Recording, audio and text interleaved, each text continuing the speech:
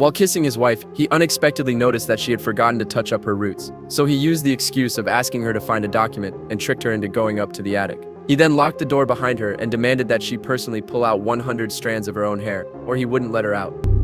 What the fuck are you talking about? Your hair is a privilege, and it needs to be cared for.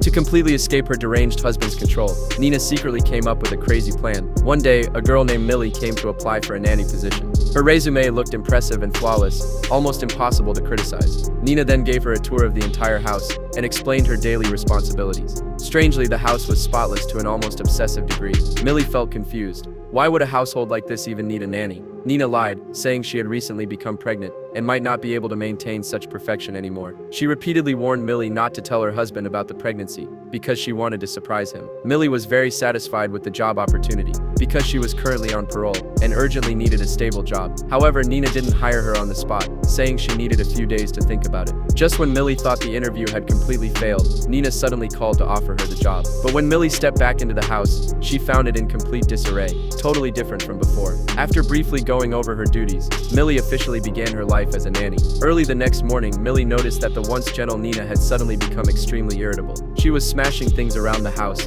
and constantly complaining that her notes for that evening's parent meeting were missing. Hey, what's going on? Billy! Threw away my notes for the meeting tonight.